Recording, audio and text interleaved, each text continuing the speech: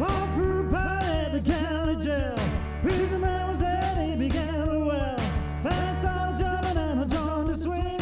Should have had a knocked out tambour singing, that's right. Everybody, that's right. Everybody knows that right. Well, answer to the jazz right. Baby, let me be your loving teddy bear. I put a chain around my neck. I lead me anywhere. Oh, let me be. Oh, or a teddy bear. You ain't nothing but a hound. Are you lonesome tonight? Will you miss me tonight? Are you sorry we drifted apart? This is my dad, and for years now he's been an Elvis tribute artist. Quite an unusual career choice, but I wouldn't want it any other way. My name's Charlotte. Here I am along with my 3 other sisters, Chloe, Grace and Lindsay, and of course our dad. You might think I know everything about Elvis impersonation, but I've never really asked him much about it. So I decided to travel up to Brackley where he currently lives, along with my team, to find out more about what he does as an Elvis impersonator and why so many people around the world impersonate Elvis. So, if you didn't know anything about Elvis, here is the brief history. Well, I was born on the 8th of January 1935 in Mississippi. I grew up listening to music on my local church. Doesn't seem like much, but every time my mother called me to go to church, I would get excited. When I moved to Memphis with my mother and father, I was part of gospel choir. It really influenced me to sing. There was just something about music that really got me going. So when I got signed to Sun Records in 1954, in 1995 my recording contract was sold to RCA Victor. Over the years I realized some rock and roll songs like Hound Dog and Jailhouse Rock. I made a few films along the way, only 33. Nothing will top the shows I did. So with my career on the high, I managed to sell over 1 billion records and was nominated for 14 Grammy Awards. So everything was going well, but I got addicted to a drug that sadly put an end to my voice. My performances in my life, but one thing that will never die is my memory, and forever, my music will live. My name's Robert, and I'm an Elvis tribute artist, really. I wouldn't say so much an impersonator, but a tribute artist. And the thing with Elvis, it all came when I was a young boy, really, when I used to see his films on telly, the actual films of him in live performances in Las Vegas. I just had the chance one day to do it in one of my local pubs where I used to live in Fulham, and I knew the landlady there very well. Do it? No. Don't be superstitious. No, I don't like What's doing your it. problem? I am superstitious. Don't be superstitious. I am. What started the thought process in you moving to Ibiza? Right, there's a couple I got to know in Brackley called Bill and Jackie, and 4 years ago they decided to actually move to Ibiza. Me and Jeanette went out there for a week, and his sort of evening job was working in a place called Jeston, and they do live music, entertainment and stuff. And I said to him, you know, do you think when I come out there for that week they'd want me to do a gig, you know, one night? Yeah. So he said, yeah, I'll have a word. And anyway, they did. They ultimately agreed to it. So and again, it went sort of really well. And the guy who owns it came up to me at the end of the evening and said, you know, why don't you do this full time? He did plant a seed in the back of my head, thinking, wouldn't it be a great way to make a living if you could sing and do it and enjoy it? So what do you think of his move out to Ibiza? First reaction was obviously his children, our children. I didn't want that to be, you know, their time with their dad to be affected by that. Well, it was good, but we didn't get to like see him as much. Well, it's good for his career because obviously he's going to perform more out there. It's quite a good decision for him to do that. Have you ever miss him? Not really, because it's always been like that. It's not like I've known any different. Well, because he's out there for 6 months and I'm here with his dad, looking after his dad. You're not close to the person. Like I see my mum every day, but with my dad I'm not as close because I don't see him every day. It was hard, yeah, but if it's something he wants to do, then... Yeah, it was a bit difficult actually, because I think phone contact was a bit tricky because the signals and, you know, he's performing. Yeah. I know we dealt with it and I'm quite happy for him to carry on doing it. It's good to see him like up there performing and stuff, but... He seems to have been fairly successful at it, you know, I mean he's done it in lots of places, lots of times. It's what he wants to do, and if it makes him happy, it makes me happy. Charlotte, do you want to come see my outfits and stuff? Alright then. We'll get some pieces, yeah?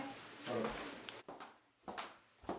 What you can see here is obviously the white one, which I don't really use very often because it gets very dirty and it's probably had better days, to be honest. So. What do you think of your dad's Elvis impersonation? It's good, but it gets very embarrassing at times. And why is it so embarrassing for you? Because he goes up to people and holds their hands and sings to them directly, and it just gets embarrassing. So what's the most embarrassing thing he's done at one of his performances? Well, when he comes up to you directly and sings to you because everybody's just looking at you. Do you look up to your dad as a role model? I do, because what he does, everybody looks up to him. Everybody likes to see him. It looks awful. What's that? You see Yeah. a slight difference in That one is terms so of much better. terms of quality, and the sideburns are obviously much more realistic, and that effect there is supposed to be how Elvis had his hair and sideburns in the Vegas. And these boots during the summer done 84 gigs. 84 gigs out in Ibiza.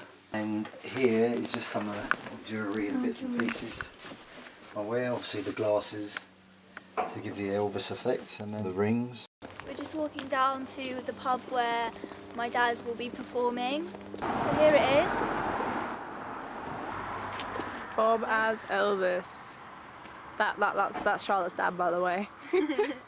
Tomorrow, 4:30. We ready, ladies? Yeah.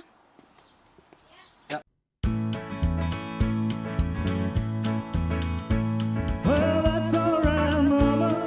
That's alright with you. That's alright, mama. Just anything to do. That's alright. That's alright. Well, that's alright, mama. Any way you do.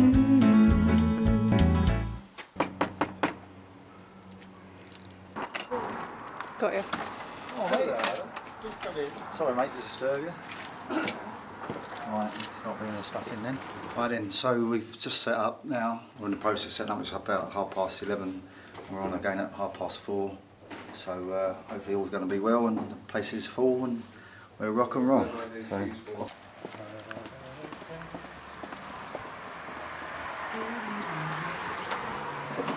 Never leave home without catching that. That's right. It's the most important thing to do. What about the worst part? The worst I must part. say something bad about it. Setting up all the equipment, that all needs to be moved around and set up, and then you have to do a sound check, which is okay, but if it's got people in there and you know when you're dressed as Elvis and you got your glasses on, you've got this like protective barrier, but when you just go out there being like me as I am and doing a sound check and people look at you, and that's a bit daunting. I don't really like that, but I've got to obviously do it to try and get the sound as good as possible. And then it's the nerves. You know, the nerves are just a killer. I mean, I am a wreck beforehand. Obviously, because I think about obviously performing, going out in front of people. You know, you're worrying about making sure hopefully everything's going to go right. The sound's going to be good. My voice is going to be okay. I'm not going to mess up.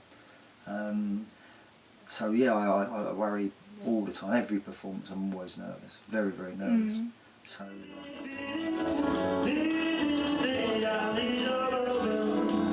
That's alright. That's alright.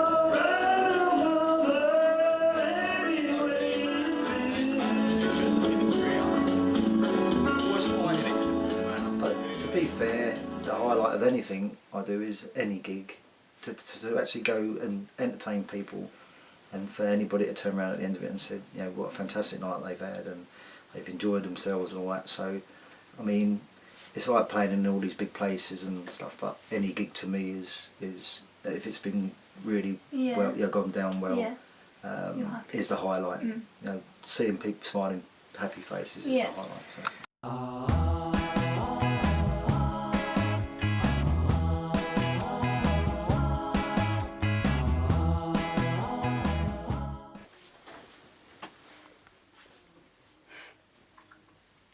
My family always think I'm sort of mad, quite mad, and I probably am to a degree, but I'm one of these people who are quite sort of spontaneous. If I make my mind up to do something, I'd do it.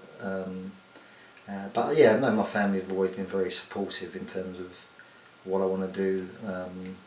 E.g., look at Ibiza. I've just done 6 months out in Ibiza doing the summer season, and that was only because of obviously all my family and my partner and everybody being obviously around me and giving me that support and backing. So what was the worst part about it? The worst part initially was I just thought, oh my god, my husband wants to be an Elvis impersonator, this is so embarrassing, I'm not going to tell everyone, and I just wanted to cringe. But obviously being part of it and seeing how much people enjoyed it, and he was very good, I got into the spirit of it. Double check your cape.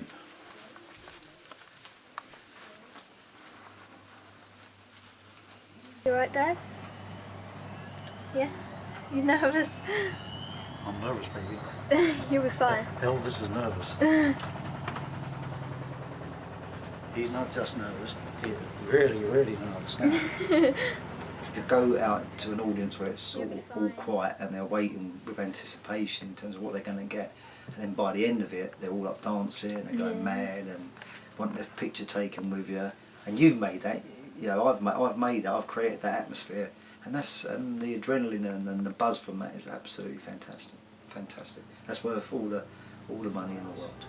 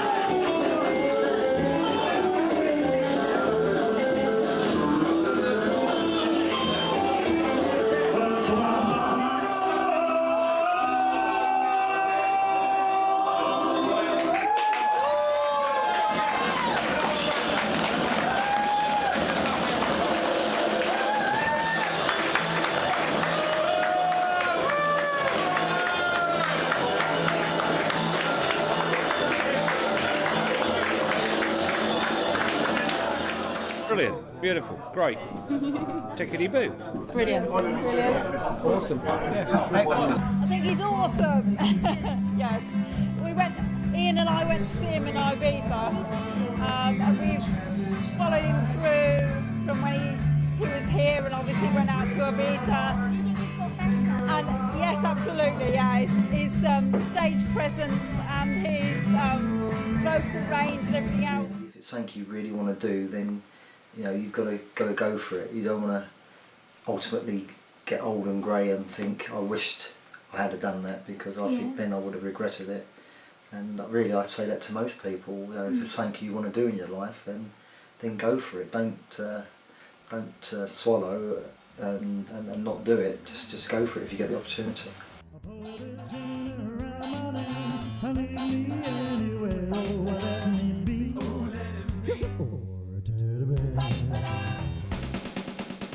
You ain't